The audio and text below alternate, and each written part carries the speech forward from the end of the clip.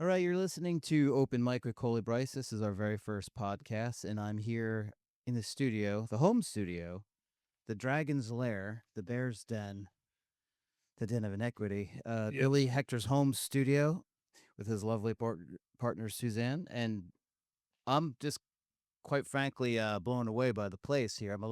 I wasn't really figuring how I'd start this, but it's got to be acknowledged what's going on here. It's a pretty special place. There is a patina of rock and roll that is not something you can buy on eBay, I guess is the best I could No, describe it. it's you have to live it to get all this stuff. It's like an old head shop. Amazing. So We got I luck. see all kinds of gear here. What are some of your most treasured relics here? I see this Well, showman here. that's sort of treasure. Actually, the one I got a 215 Showman cabinet that I bought my father when I was 15 in 1972, and it came with a bandmaster head. The bandmaster head got robbed in New York City about 1985. Ouch. Yeah, that was a bad one. And so then a friend of mine told me to get some blonde amplifiers because nobody was really, in the 80s, nobody really cared for them. It wasn't a thing. Guitars were a thing to buy, but not amps. So you could get an amplifier for $400, which is still a lot of money in 1980, but I could pull it together. Yeah, bands actually got paid back then, right? You could make a living in the club scene in a probably a not it was Barely. yeah, it was never really easy. It depends what you were playing. But, since I rode down the road less traveled, it was really hard. I was playing blues in a state where, agents ran the place. And if you weren't playing Top 40 or Mustang Sally, you weren't working, basically. And I was an artist. I did what I wanted. I wrote my own songs. I played blues. I thought people would enjoy it because people were coming out for the Nighthawks. But when the Nighthawks weren't here, I took over. But it was a sleeping giant. I just had to push into it and find it. And I never said die. But there was so many things. If you're doing it, financially, I wanted to survive. And that's basically all I did. What were some of your favorite places to play then? What was the scene like? Well, I created my own scene. We had there was big clubs like Baby O's, the Pony. But it was a real scene. It wasn't a virtual scene of social media. Oh no, You did no, real that wasn't things in there. the real world. No. What happened with me? I was trying to survive after the 18-year-olds couldn't drink anymore. So there was, since from 75 on or 74 on, the bars were really doing very well because all the 18-year-olds could drink, and so they did real good. It was just a bunch of young people, and rock and roll was being played in the bars. It wasn't any more. The culture has changed, where Santana was being played for in clubs like that. Rock and roll was being played, so all the rock kids, all the boomers were there doing it. And then, because they got the right to drink because they were going to Vietnam. And they says, hey, you sent us to Vietnam. Can I have a drink before I go? And they finally gave them the right to vote and the right to drink. And then the drinking getting out of hand, and they pulled it back in about 1980. So then all the clubs had host laws. They were called host laws. What would happen if you went to a bar and got drunk? The liability was on the bar owner. So their insurance went up 150%. So it used to be $1,500 for them to operate for the year. Now it's $15,000. So all those bars are closing. And that's when I was coming up, trying to get into that thing. And plus that, I was playing a music that wasn't really on the top of everybody's list. So that's where we were coming in. So we would get in through the back door and stuff. But during that time, I was playing in a new wave band. So we would do new wave music like What I Like About You and Pump It Up by Elvis Costello, things like that to keep a dance floor, and then saw our own stuff in, and that's when the 18-year-olds could drink. And when that band broke up, I said, screw it, I'm playing blues. That's what I wanted to do anyway. So then I totally took a left turn and went underground, basically, because. So would you consider yourself somewhat of a revivalist? No, I just, I don't know. I consider myself foolish. Like, what a thing to do. But it's really, I had a few friends that did it. My man, Right. David Mars, was doing it. And, he was still into it. So I said, great. And then my friend Billy Lilly was a blues purist. And I had to twist his arm to do rock and roll. I had to twist his arm to do Slow Down, the song that was on a Beatles record, but it's Johnny Ace, I think, wrote it. I hope I'm right in that. So that's a pretty radical departure to go from like new wave, which was the popular pop music du jour, and then make a steadfast, determined decision to just go your own way. Yeah, but the new wave thing was also giving way to the underground of like the Thunderbirds. When they came out, they had the slick back hair and everything, so they could sort of pass for a little bit, but they were really blues. And there was some traveling bands from the South that would come up, that had the Nighthawks, which it was the real band we wanted to be. We wanted to be like them because they were backing the blues masters. They would, like if Muddy Waters came into Washington, D.C., they would be his backup band. Things like that. So that was very exciting to think about that could happen. But it was only a dream. We just kept doing what we were doing. And then we realized we had to get people in because they were really digging on the blues. We could empty a club out fast with the blues. So because we had me, Billy Lilly was a biker. And so we were just playing, and then we got Suzan in the band, and then then she'd be the only woman in the club because only ugly men were coming out to hear the blues. And somewhere we started doing dance songs, and somehow we caught on. We caught on. Where was your very first gig? My very first gig was my mother had a what do you call that, fashion show for the CYO or something like that, or the Women's Club, and I did that. I played chords, and my friend Daniel Connor, he played the notes on the guitar. We played Whispering and I'm in the Mood for Love, things like that. So what was your initial inspiration that helped you realize you were going to follow this path of being a musician? Oh, I sort of knew it when I was 9. I wanted to play bad.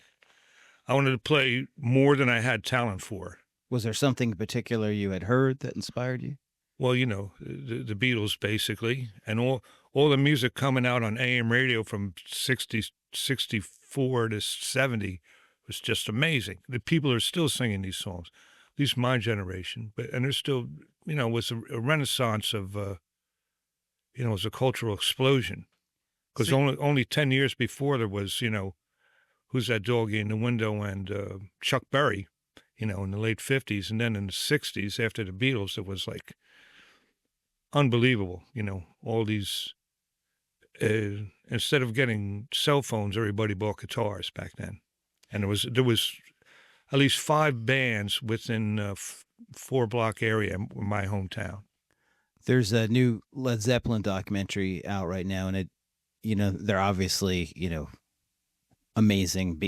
There aren't adequate, adulation to give them. Mm-hmm. But as a person who's been doing this for quite some time, what is it that you feel that was in the songwriting of these previous eras that, because like I do cover gigs and I'll play an old Motown tune and there's 10-year-olds singing it. How is it that some songs and some genres and certain artists, they just stay relevant decade after decade after decade, and then other things are more disposable? What are those ingredients to you?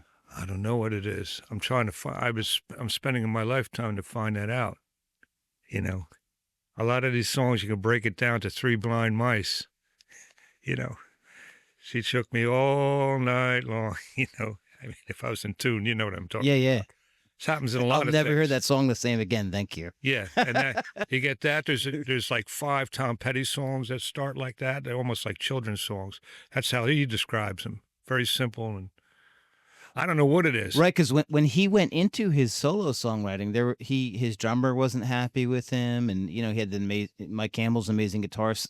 They were a great band, and I think the band kind of felt like he was dumbing things down, and then he was like, "Well, he haven't dumbed it down into multi-platinum records every." Now he's great, but I did. So through all that mess, so I'm living in that 66 AM radio thing. Every day you got Scooby Dooby Doo, you got when Jesus walked, the Edmund Hawkins Singers on AM radio, along with comedy songs, they're coming to take me away, things like that. So on AM radio, just turn it on. Everybody had an AM radio. So I don't know, somewhere along the line, I was driving in my car with my mother, and Heartbreaker came on. Somehow they played Led Zeppelin on AM radio, and let me tell you, baby, that was seismic. I said, wow.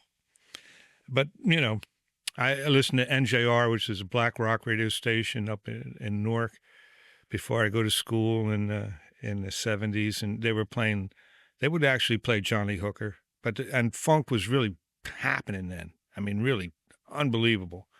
Came up in a great time, and all the rock bands were trying to put soul and funk together. So you had Buddy Miles and bands like that with the horns, Edgar Winter, White Trash, in the early 70s, and they're doing the soul music that was on radio. You would hear, soul music on radio, but not deep cuts. You wouldn't get deep cuts on the radio. But all that was there, and, I dug it.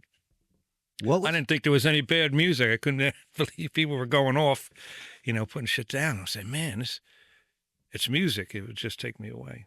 What was your first guitar, and how did you find your way to the Stratocaster as your weapon of choice? Well, I had an acoustic Kent guitar, and that'll build up your calluses. Yeah, I played that. So I was 9 till I was about 12 or 13, and then at 13 I got a Harmony Stratotone, and my father bought it at a pawn shop for $25. A great guitar, actually. So then I played that forever, and I played that till I was 16. And during that time, I asked my mother, I wanted to get a bass. I saw one in Corvettes, and she says, "You got a guitar. Learn to play that one." I said, "Got it." So I kept my mouth shut, and then when I was 16, maybe 17, I got a Strat. I got a Strat because that's what I could afford. I really wanted a Les Paul. Les Pauls at the time were about $800. Wow. And that's expensive even today. Right. I mean, sort of, so a Strat was $210 without a vibrato, $230 with a vibrato, and $300 with the case. And what year are we talking approximately? 72, 73. Wow. So was that pre-CBS Stratocaster? No, that was after CBS. Right. This was a 3-bolt neck. So a guitar player said they were the worst year the Strats were ever made because a 3-bolt neck, the neck would move and go out of tune because there's only 3 bolts, 2 on the top, 1 on the bottom. So that thing would move. So, and man, it was hard. It was hard because my ear wasn't that good. There's no tuners, let me tell you, too. Tuners, there's no effing tuners. The only way you tune a guitar, your ear got to be good. So, you get it together. Mine needed a lot of training, so I'd be wearing the patience of some of my bandmates at the time. But that's what I did. So I got that guitar, and I just stuck with it. I knew Hendrix had it, but the thing is nobody on the street is talking about guitars in the 70s. It's all a street language. You have to know somebody personally to know what's going on, So I'm, 16? You weren't looking at YouTube videos. You had to do... No. You had to live life and find these... Yeah, so I got a guitar player down the street who maybe wants to beat me up. I don't even go talk to him. Things like that are happening. Right. I hear some rumors, but it's all... Guitar Player magazine did come out, but I still didn't understand. I didn't understand what a humbucker was till maybe I was 16, 17. I didn't even know there was gauge strings till I was 15, 16. I mean, I was trying to bend those black diamond strings, man. And plus, I didn't even know how to bend because the guitar teachers I was going to were old jazz players. So they're teaching me chord and melody. They have no idea what's going on with Eric Clapton. They think it's like the blues, but they don't really know. And they don't know how to stretch strings. They're those old Italian guys showing me this stuff. And they're not happening. Then my cousin moved in from Newark, my man Joey Famata. So he moved in. His family and my family were very tight. So he came in, and he's playing like Jimmy Page in 1972. It just blew my mind. I walked past his house. I heard somebody playing Wild Horses, and I heard the licks, and I'm saying, "Oh, that sounds like the record." I says, "Is that the record?" And I realized it was somebody really playing it. And I was like, wow, unbelievable. So then, and he was a hard guy from Newark. He had a definite different vibe than I have right here, let me tell you. So somehow... Newark can be tough. Yeah. Jersey's tough, Newark's next level. Yeah, he was up there in his North Ward, a place he called the Bounders. It was pretty tough. Tougher than Orange. He came in and he had a SG and he could really play. I could see his vibrato up close. It says, because I go to see the Allman Brothers. I see him shaking his string. I don't know what's going on. I'm just moving my hand like this. Nothing's happening. And he showed me how to do it, to bend the string up, back, and up, and up. And once I did that, I did that for a solid 2 months. So speaking of strings, like when I listen to a lot of your recordings, it sounds like you have some pretty beefy strings. Do you have a monster tone? Thank you. Well, I used to use an 11 on the top. I used to use 10s and 11 on the top. But now I go to 9s because my joints started hurting my hand, Yeah, no, it'll happen. I don't know how that happened. But, I think it's in, a lot of the tone is in your head. Like the drummers, when a drummer plays, he just got a stick and a skin. Yeah. The sound is in his head. I mean, you're just hitting a stick on it. What's so damn different? The personality and vibe is totally different. That's really what's happening. Although there is a sound in my head that I try to get, I guess. Because now picking is such a thing, speed is such the window dressing for guitar players these days. But it's gotten pretty crazy. Have you checked out some of the new? Yeah, they're all very good. But, I want Chandler Lee Hooker to talk to me. You know what I mean? I think that's what a lot of people like about your Strat playing is those single coils get a certain kind of, almost like the way a sax can have a certain kind of sentimental and romantic vibe. The Strat can really talk to you. Yeah, my friends in college used to say that the Strat was a tenor saxophone. Wow, that's what he felt. So that's what we ran with. Yeah, well, I liked Roy Buchanan. He was a real sweet.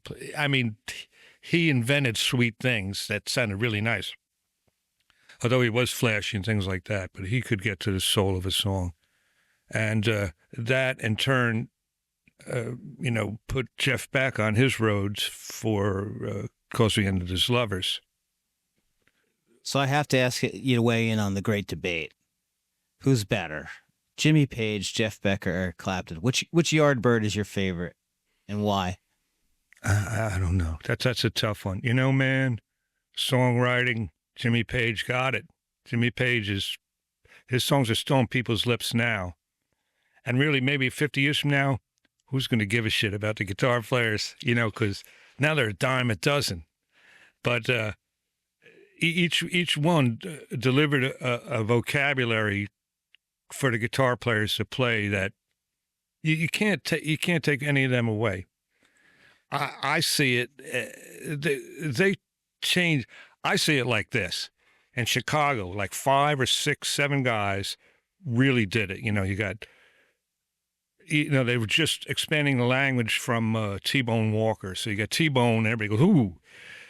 And then you get like you get Freddie King, who was up there, you got Hubert, you got Matt Murphy. Oh, there's some other guys I'm not even getting into. So that happens. Those English guys get it, and they say, wow. And they really go with it. Clapton sort of stayed in the ballpark with the blues. But Jeff Beck invented his own language. Only he can play that language. But the most fun to play really is his Zeppelin. Right. They can talk all the shit they want about him being sloppy. Like, who cares? It's Zeppelin. Monster riff. I know. I mean, Keith Richards, you can't take him out of that band. He is that band. Is he a chops guy? He's not a chops guy. He's music. He's a music guy. He don't need chops. I mean, George Harrison is a great guitar player. As time goes on, George Harrison's parts are much more interesting to me now than they were then. Because in the 60s, there was so much innovation come on. There was so much, bright light. I mean, as soon as I heard Jim McCarty play, Devil with the Blue Dress, I knew there was something up. That was on AM radio. So you heard somebody stretching strings on AM radio. So, wow, what the F was that? And then, Clapton came out, really didn't understand what was going on. I really didn't understand what was happening. So that came out, 68? So what am I, 12, 11? And then, Hendrix came out too at the same time. And that shit scared me, that first record. I didn't know what the hell was going on. Scared most of humanity, I think. I love, but then when I got to be 14 and 15, so when I'm 13, Hendrix dies. And then when I'm 14 and 15 and really digging in more, I realized how beyond the scope of everything else he was, how he was tapped into the universe, and the other guys were just, they weren't even at the doorstep of the universe. He created a language that even classical players had to stand. I mean, he did something. I mean, he was like Bartok or some shit, man. I mean, you try to sing his Star Spangled Banner to somebody. I mean, that does something. That'll take you place. You listen to Machine Gun. Turn the lights off, listen to Machine Gun, and you're there. You're there in the fucking jungle, man. I don't know if Page could do that, maybe Rush and Roland Kirk could or something like that. I don't know. I don't know. It's all, I think of this shit every day. I can't put somebody up against another. I mean, these guys created a language that we're still talking, and it's 50 years on, and actually people take it for granted now because it's like Freebird, they compress it to just Freebird. Well, I think you very much have your own sound, but one thing that I admire about you as a guitar player myself is I see a Jeff Beck like quality, not so much in what you're trying to sound like, but in that you are committed to a lifelong pursuit of exploring the guitar. Like Jeff Beck was still evolving. Oh yeah. Like what do you think? Why are there some artists like you, Jeff Beck, that keep that fire in the belly alive through their entire life? You know what I mean? Like yeah. Like Jimmy Page, yeah, he did all that amazing stuff, but he seems like he's chilled out a little bit and he's because he made it. Yeah, he made it. Jeff Beck never made it. He never felt like he made it. So, you could talk to him. He says, Clapton could put on a festival with like 9,000 guitar players. I don't know. Jeff just didn't have the juice in the industry, and I figure he was just felt he was he stayed famous. He had to try harder. Yeah, he had to try harder. He still had the eye of the tiger. Yeah, because in a way, I'm still trying to make it somehow. Well, tell us about your latest release on AERIA Records, Live at the Saint, Volume 1. Well, let me tell you about it. Because it's blistering. Yeah. To that guitar talk about music, it just fucks me up. Sorry. And we're not smoking anything. We're not drinking. This is all natural. It's just, It's deep and wide, ladies and gentlemen. It's deep and wide. All right, let's go. So what happened is, my man Tom Ruff came to us and said, "Hey, let's do a thing." And his idea was to have a TV show, a running TV show in Asbury Park, like every week, do another band. So we were the first band he was going to do. So we went into the Saint, and we got all our players together and rehearsed down all our original stuff, and we pulled it together. And now we have it out on Atmos. That we had remixed to come out like that, because we hadn't released any of this stuff at all. It's just, what happened is Tom had a health issue, and so the wheels sort of grinded to a stop, and that was 10 years ago. So now, as fate would have it, here we are. Yeah, we had a very brilliant young engineer, James Sleeman, who really has embraced the immersive sound technology, and it really is a distinct listening experience. That's another question for you. So you started off, I presume, listening to music on AM radio with one speaker, and now it's 2025, and you're doing Dolby Atmos with 7 channels, and it's like amazing. It's got to be what is your favorite consumer media format over the years? Oh, geez. I'm always a day late. As you realize, I'm a musician, so when people had CDs, I had a cassette. When people had Sirius radio, I got a CD.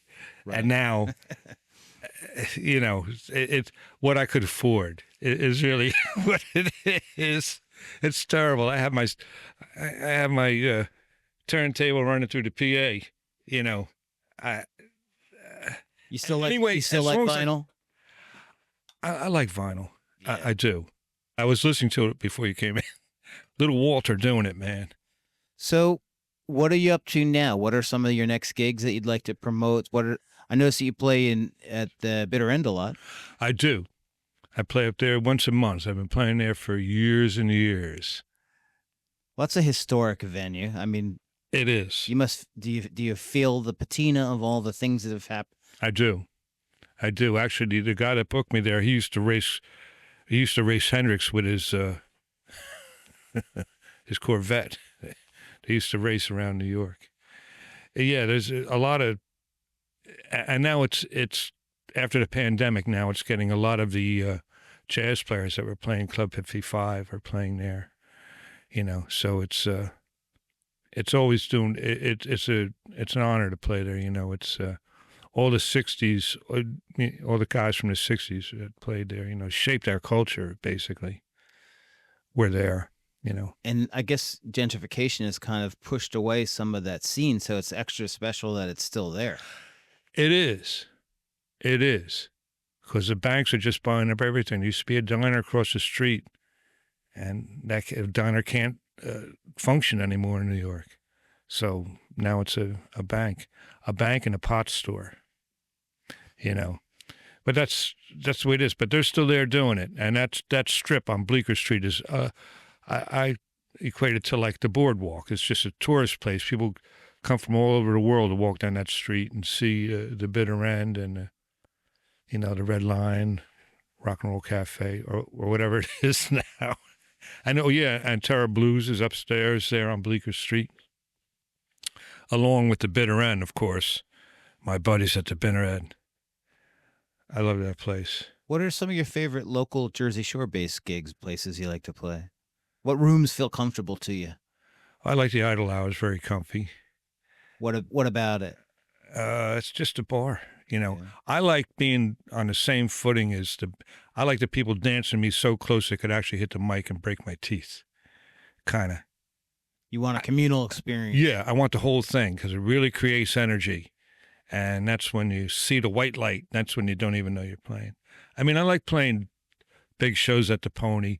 And when time flies and you get off the stage and you don't know that 2 hours or hour and a half just played. That's all cool. I like to see the people.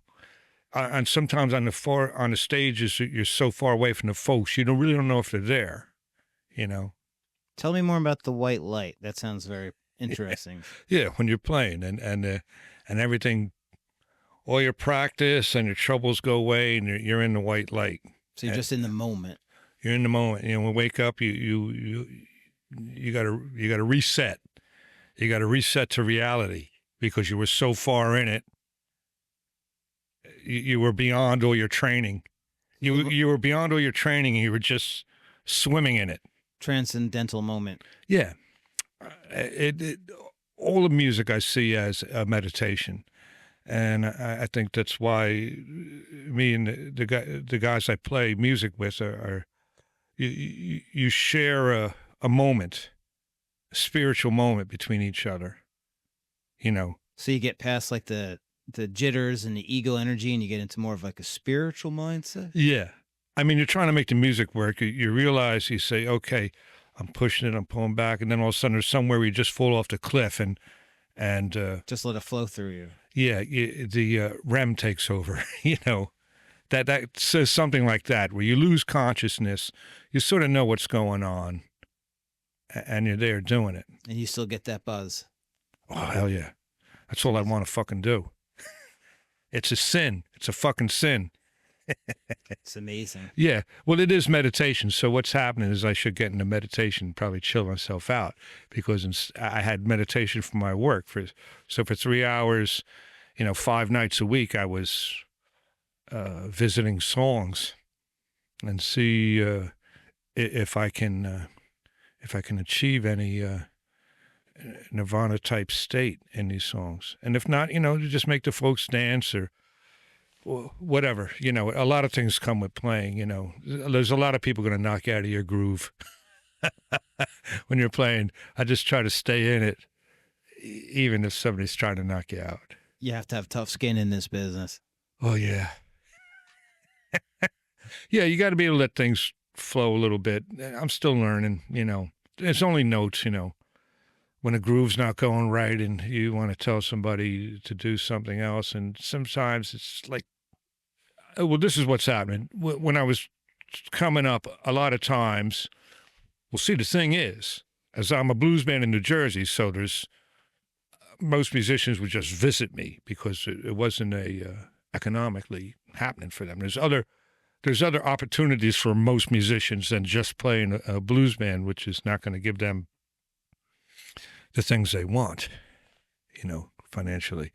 So I'd have a lot of guys coming through, You haven't always had the same band, so you've always had a constant flow of different, like a kaleidoscope of permutations. Yeah, I have the starting 5, which is like 10 guys.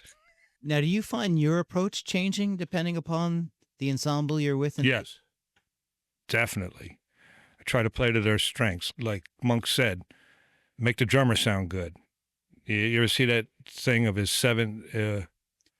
I have. Yeah. Well, Monk had told his student, like, these 17 things, don't sound somebody just beyond the scene. It's that kind of thing. But, make the drummer sound good.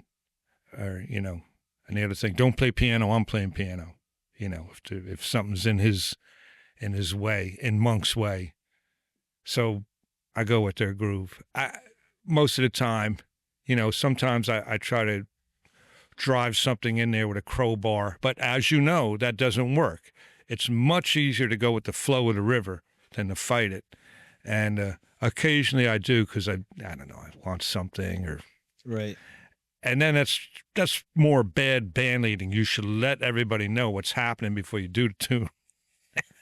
Right. This is going to be like this, But sometimes I count fast, and I just have to go with it, There seems to be, I've traveled a little bit, and I lived in California for a while and lived in Maine for a while. There seems to be a disproportionate amount of kick-ass rock musicians in New Jersey. What's in the air and the water here? You think that there's so many great players? It's probably competition. Probably the whole thing of just being a state of immigrants, I think. You're just there and got to do it. That's what I think. I mean, if you're asking something like that, does that sound crazy? No.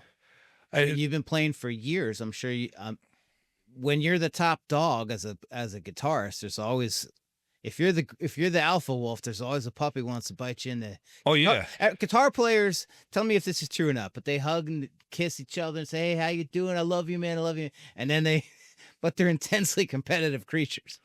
yeah, yeah. They are.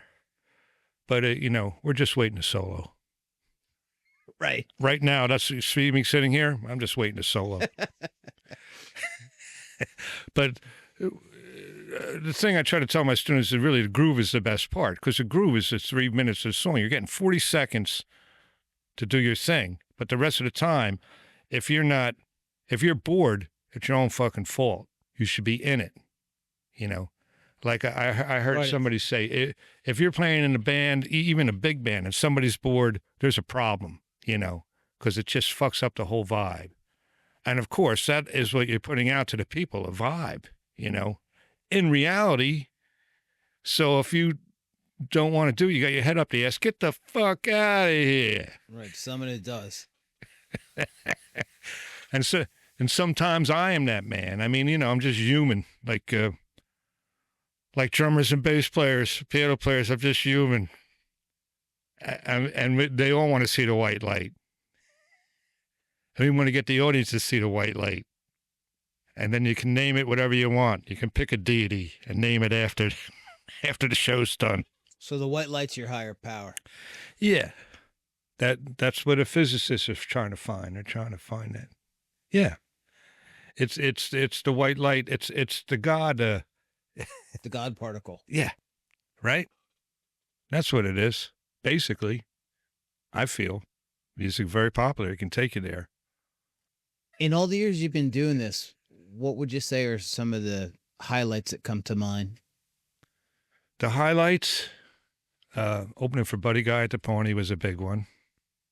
Highlights for, career highlights, we played the Rock and Roll Hall of Fame twice. That had to feel pretty validating. Yeah, it was. I didn't think about it like that. I don't know how the hell I thought about it. I don't even think I was going to mention it now.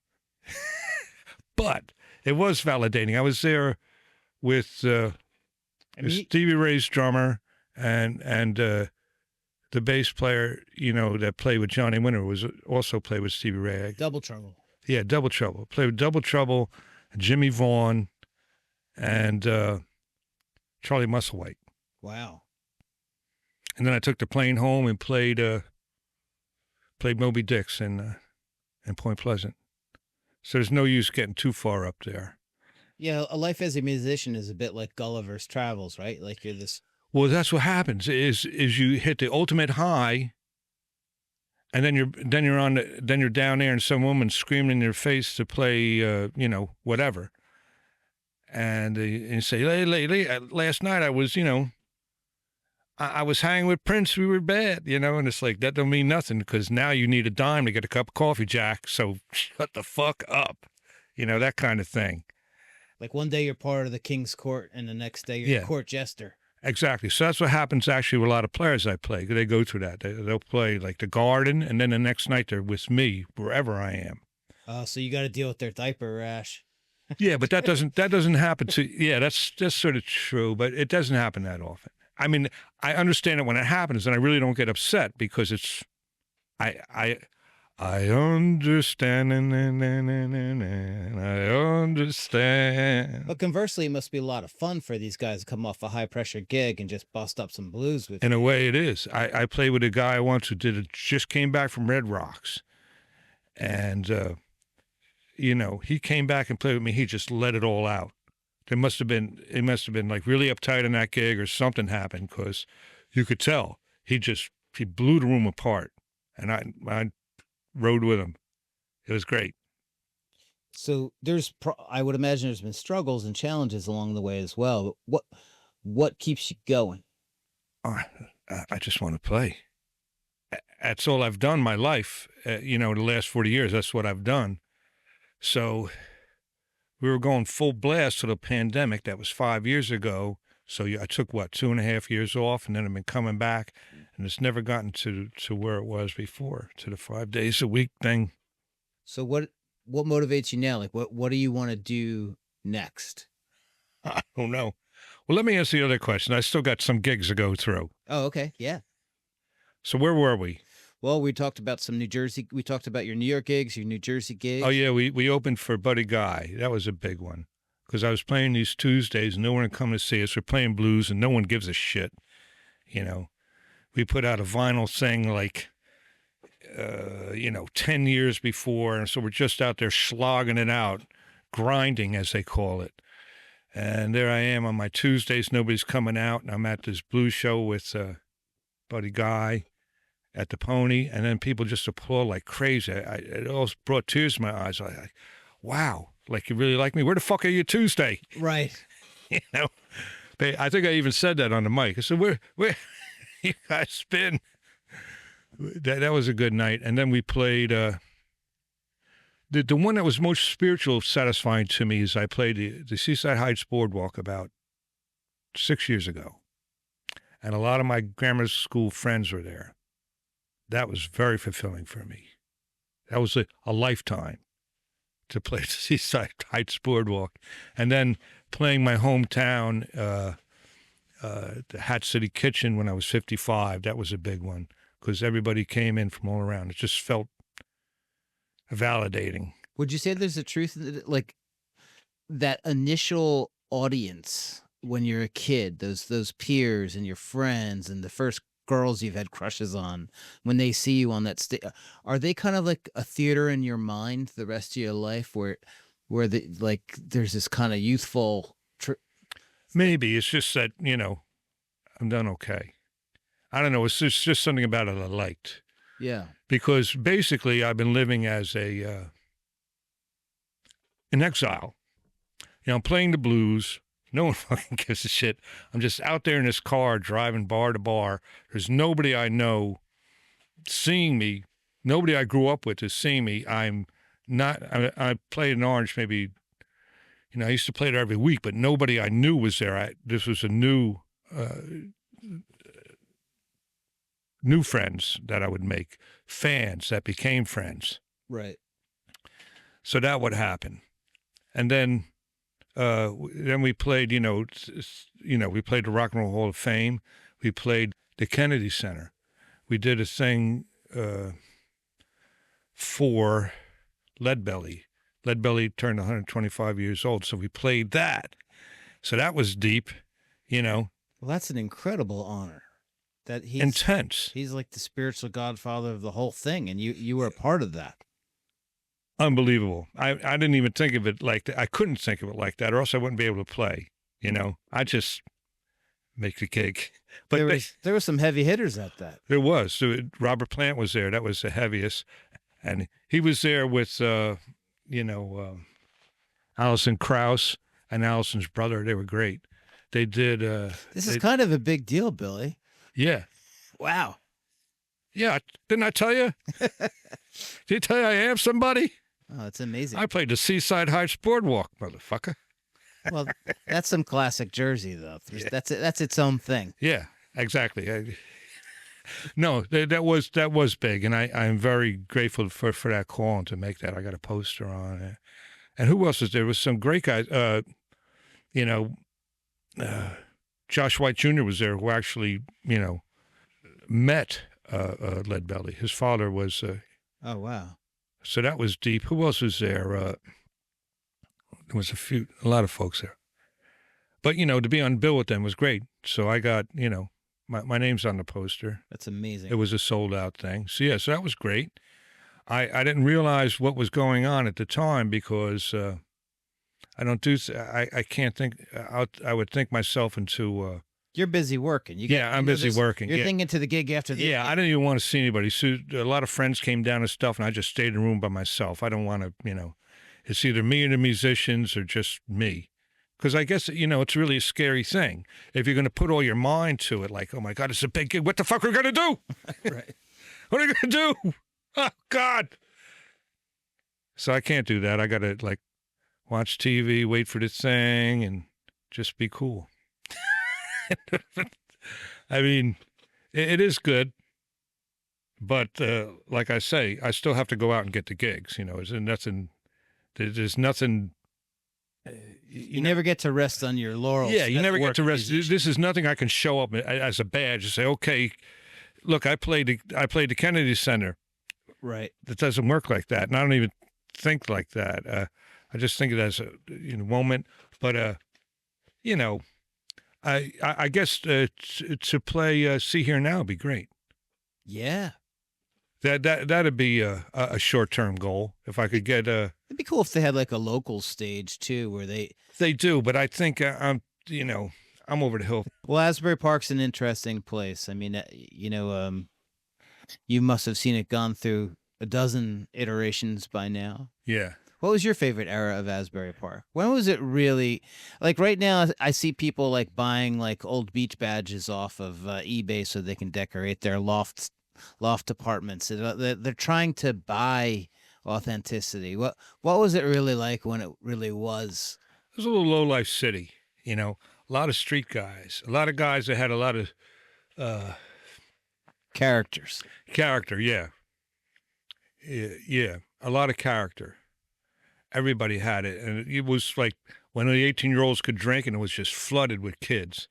And Springsteen just made it.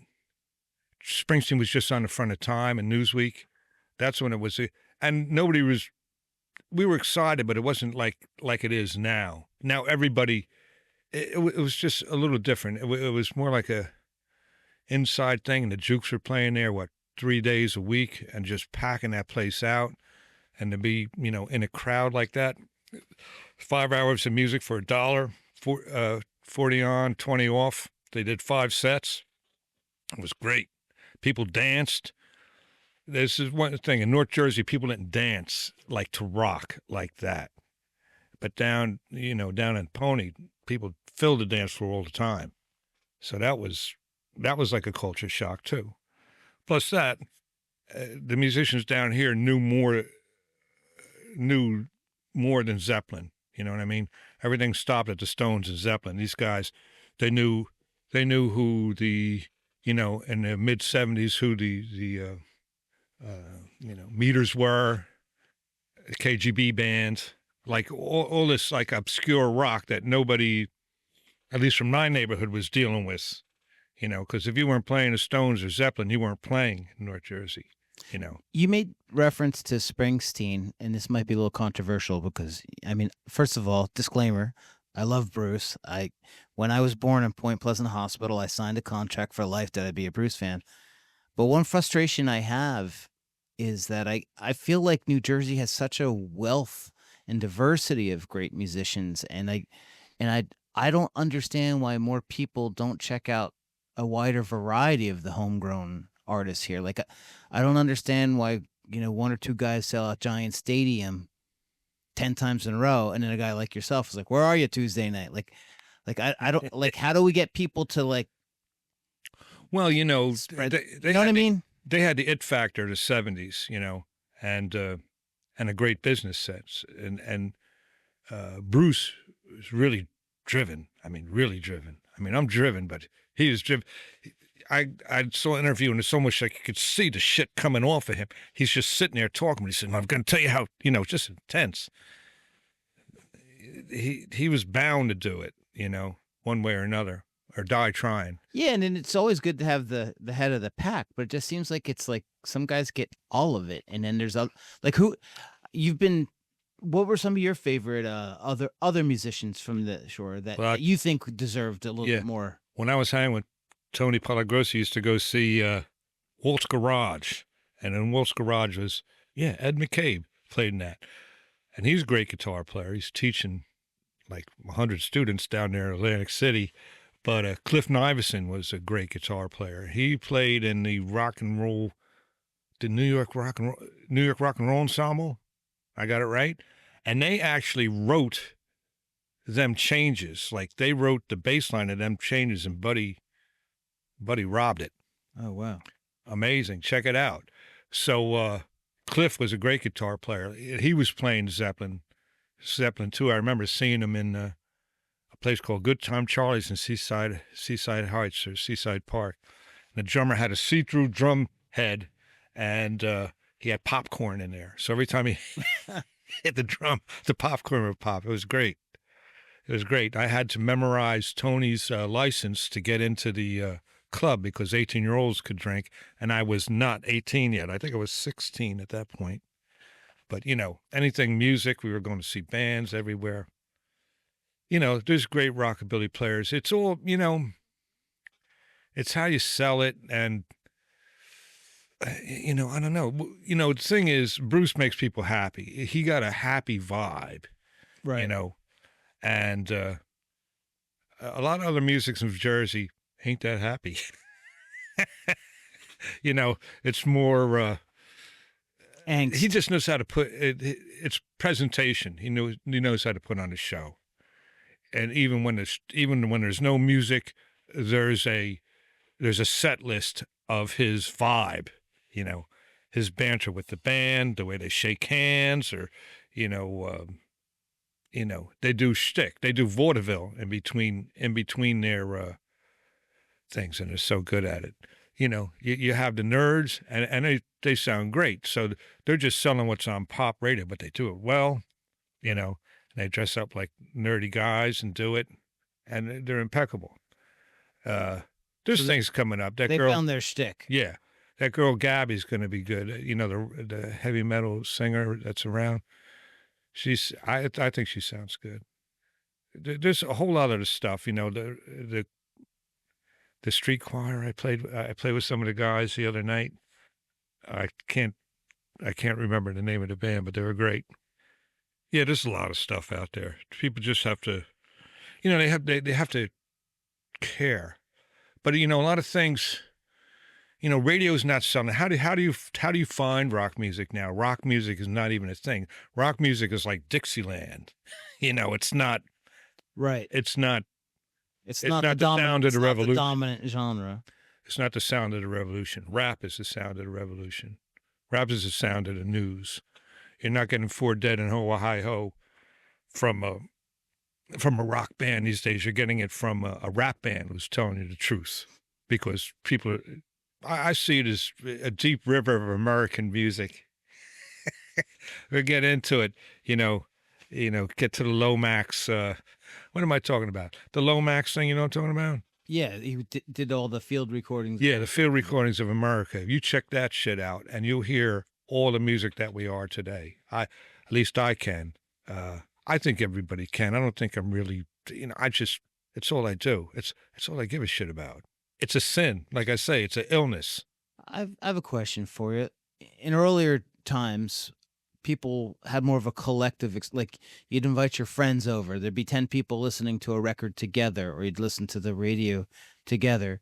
Now we have so much more diversity in music, but everyone's having an isolated listening experience with their ear pods or whatever. Yes. What do you think that impact is, for better and worse, on, like, when you play a gig now? Are there as many people that know all the songs the way they, like, I know sometimes I'll do a cover gig. 10 years ago, you'd play a song, everyone there knew it. Now you got 20 somethings, and there might be a Motown classic that they've had their headphones on since they had headphones at 11 years old, and they don't even know. Like, we used to go to CYO dances, and we'd all dance together it was a communal experience. Yeah, that's a little bit gone.